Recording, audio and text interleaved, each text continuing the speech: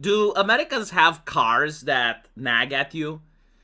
Like, for example, if you don't put on your seatbelt, the car starts acting like a smoke alarm. It constantly chirps, and you can't disable it. Like, the only thing you can do is to put on the seatbelt so the car shuts up. My grandfather, when he was alive, cars weren't made like that. But right now, I think every single car in the European Union has that feature.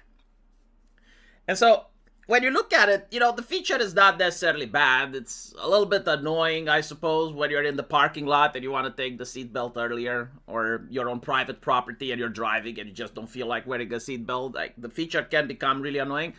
But like, other than that, everyone agrees. I mean, it's a good thing, right? It's a good thing. Safety. Okay. Well, this is where we get this thing called regulatory creep.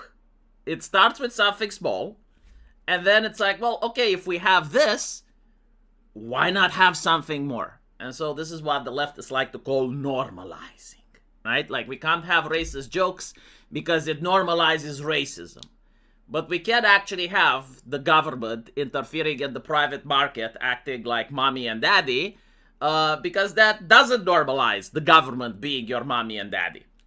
So what exactly is the European Union doing now? Well, they have passed a legislation which forces every single car manufacturer that sells cars in the United States to be equipped with an advanced driving distraction warning system. So every single car, every single van, every single truck, every single bus is going to be equipped with systems that check the eyes of the driver. Like, are the eyes on the road? They check the hands of the driver. Are both hands on the wheel?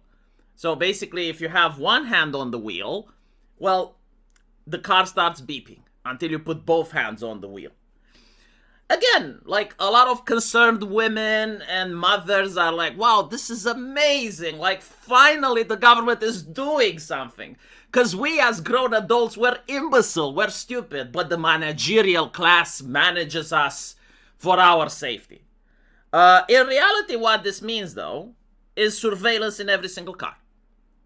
And this is also one reason why they're pushing for electric cars so much. They want every single car connected to the internet, and they want every single car to have footage of the driver. They do not care about privacy anymore. Like, notice how not a single privacy group is ever involved in any of these types of conversations. And there were major privacy breaches, like, for example, with Tesla. They would tell people, it's like, when you're driving, the AI is recording in order to improve the AI, but like, rest assured, your private data isn't connected. The problem is, like, when people were driving out of their parking lot, the problem is, of course, when you're leaving your driveway, you're passing on various landmarks, or sometimes even the street address. And so anyone that has access to that can immediately dox and figure out where the driver lives. And not only that, they can see how the driver's garage looks like. They can see what type of people come and visit the house. And this was a small scandal. Not a lot of people paid attention, I guess. But in my opinion, it should be a matter of concern. Now, it's important to also discuss why exactly is the European Union passing these types of legislations, which, like, all together, they seem to be gathering in quite high number in the last 4 to 5 years, which is definitely creating the European Union into a cyberpunk city. Well, the first one is that it's politically easy and low risk. Like, most people don't give a shit about this, and you're going to see that most people don't even watch my video. It's something that the new generation not only doesn't care, but like, the new generation does actually think that the government should be the managerial class. Like, we do not have the concept of a person reaching 18 and becoming an adult. We now have the concept that morality comes from the government. The government is like a deity that can protect us and keep us safe. And so they actually want these types of legislation. The second reason, of course, is regulatory capture and industry profits. So companies that make camera and sensors, companies like Seeing Machines, for example, they benefit hugely because it's a mandated market. So you have billions in new tech sales. car makers have to comply. They have no choice. So they need to make business with the already established industrial giants.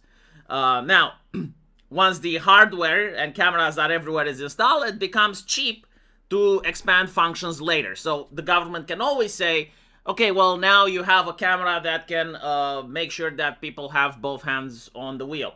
I also want you to tell us if people say hate speech inside the car.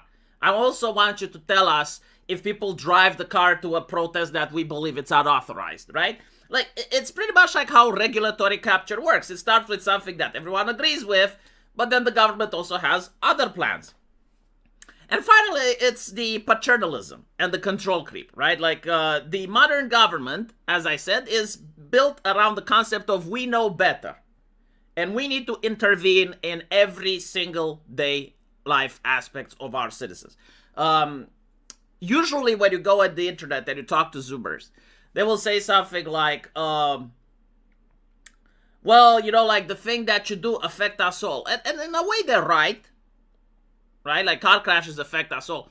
But if you were to ask them, it's like, do you believe that there is any type of human activity, like anything that people do, that should actually happen without the government knowledge?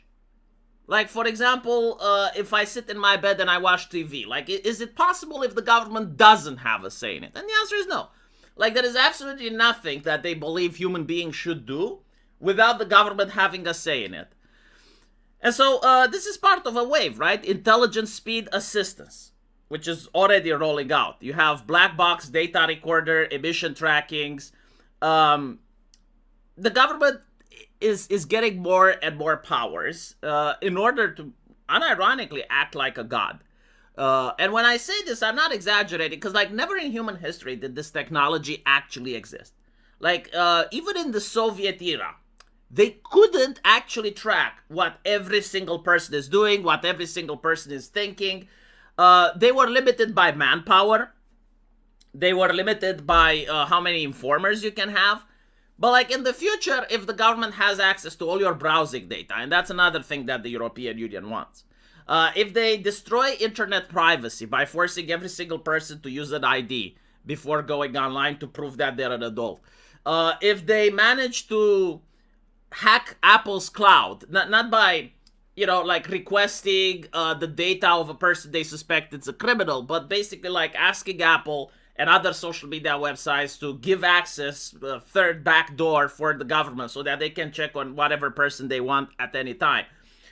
If they have a digital ID, like all of these things are connected to one identity that they can shut down whenever they want, no government in the entire history of the human race has had this level of control and this level of ability to be able to deploy against people.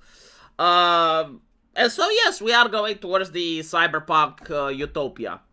Of course, you know, the managerial class cares about us. Like, they want us healthy. They want us to go to work and profit.